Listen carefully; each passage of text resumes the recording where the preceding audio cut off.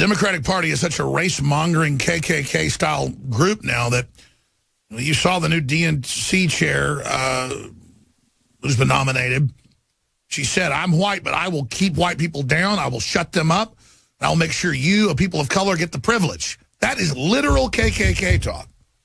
Meanwhile, Trump, but inverted, is like, we're going to come together. Nothing can stop us. And they run around saying he's racist all day. While the Clintons sucked billions, $2 billion. This is confirmed. Even the Washington Post admits it. Kept 96+% of the money in Haiti. We sent an aid mission there.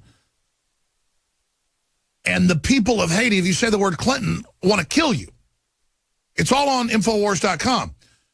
And so Roger Stone's really concerned about this because we've discovered what appears to be a Clinton mold inside the Trump White House that wants to basically take control of an initiative out to Haiti and certify the new Clinton viceroy or vice king or minion or puppet that's there. But I don't want to spend our whole 30 minutes, we have 25 minutes with Roger Stone on that. I want to just recap it. The Dr. Jerome Corsi article from Friday, the interview I did with Roger for the Nightly News, that's all up on Infowars.com. But this is a big deal. I want to get into some of the other stuff, this ruling. In fact, let's hit that first. Roger, we have this ruling, and we have one federal judge at the same level saying, citing history, the law, the executive order. Of course, the president can do this. Then you've got this other federal judge, this George W. Bush minion, this open borders guy, the Soros-style guy, saying, no, you can't. And then the Ninth Circuit, that's San Francisco, totally socialist, saying, we're going to wait till you file more information. Well, it's known powers of presidents to do this, so they're trying to make law from the bench preemptively, even though they know he's about to get his Supreme Court justices in. And then you see the open calls in another 15 newspapers a day, I mean more than that, to kill Trump. This is clear insurrection. And then you have the deputy head of the Defense Department under Obama shopping in major newspapers a coup d'etat.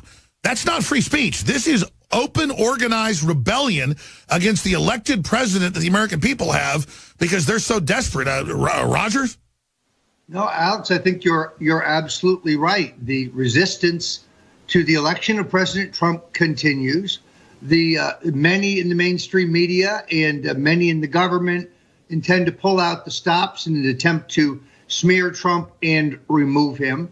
None of this has abated. It's as if the election never really happened. It's as if their challenge of the Electoral College didn't fail. It's as if their recount wasn't essentially a worthless waste of time that ultimately increased the number of votes for Donald Trump.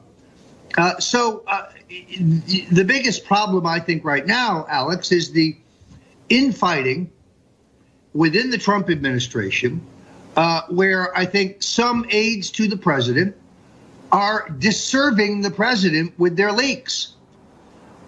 Nixon would be rolling in his grave. Now, and by the way, we know some of the names. We're trying to be nice here.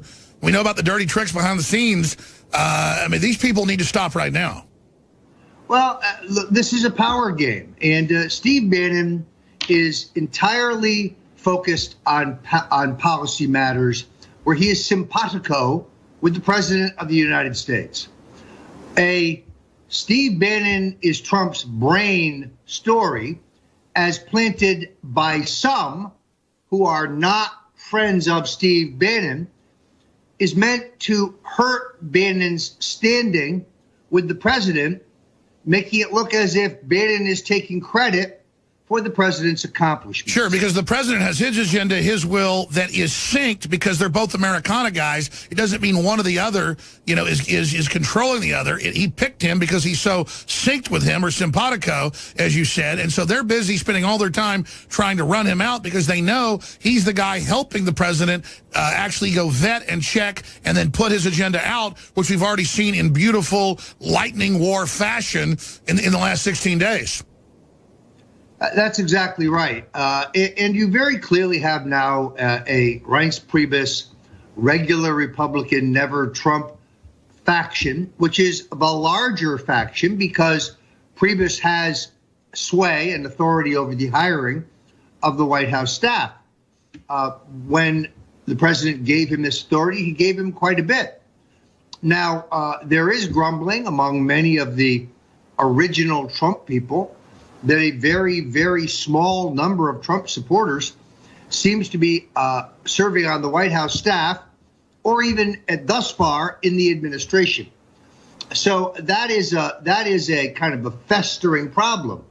In fairness, the president's only been in office for 2 weeks, and it's a little early to say. But I would point out to you, Alex, that when Jim Baker, who had managed George Bush's campaign, was hired by Ronald Reagan to be his White House chief of staff, the first thing Baker did to insulate himself from criticism is to go out to a large number of high-level Reagan alum from his gubernatorial days, from his campaigns, like Lynn Nofziger and others, and appoint them to visible positions in the administration. That's right. Let me say it in layman terms here. Trump's super smart, has great guts, great instincts. I'm not second-guessing him. I marvel at what he's done. But he's brought in a disproportionate amount of his hardcore never-Trump enemies, and they're surrounding him, and they're already doing weaselly stuff. They're already leaking, and the Republican establishment's already not backing him on this clear situation with protecting our sovereignty and from terrorists. And so Trump is a corporate guy who's used to taking over a company, and you know, if he puts in the old leadership that was still doing a good job, they're still going to be for him because now he's just the owner. I think there may be some instinctual blind spots here because I know he thinks he's going to co-opt them for our agenda by being nice to them and still letting them have power. He doesn't understand that they joined the globalists because they have a twist of evil, a twist of Cain, and they've been promised even bigger things if they can kill the king, and that this is kind of a let's stab Julius Caesar to death here. Well, I happen to know for a fact that both the New York Times and the Washington Post were granted access to Reince Priebus, Kellyanne Conway, and Steve Bannon on the record on Friday. And if you listen to all of them, we're one big happy family.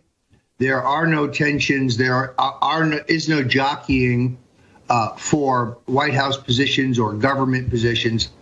And that is, I understand, what they're supposed to say as good soldiers. And as I say, those who have leaked do a disservice to the president.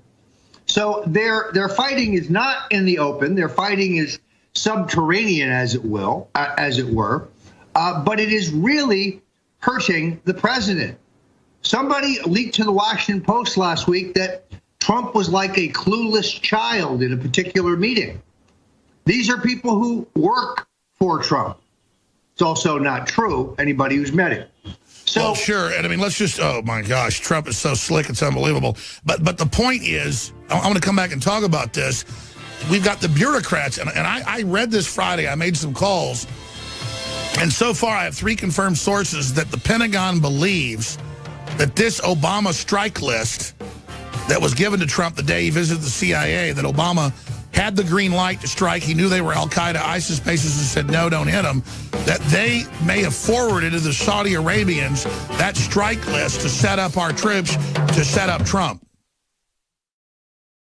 In case you haven't heard, InfoWars has become the most influential media outlet in America. We're making freedom go viral. And now we are proud to announce a new weapon in the epic battle against the globalists. InfoWars Prime, where you can watch live high-definition feeds of The Alex Jones Show, plus exclusive insider videos from the InfoWars crew and behind-the-scenes action. Go to Infowars.com/app and download today. InfoWars Prime is available right now for your iPhone or Android. You will have access to exclusive videos that you can't see anywhere else. And that means live coverage of events and breaking news on location as it happens. You can also take advantage of amazing deals from the InfoWars store that are only available for InfoWars Prime subscribers. That's InfoWars Prime at Infowars.com/app. If you can hear my voice, you are the resistance.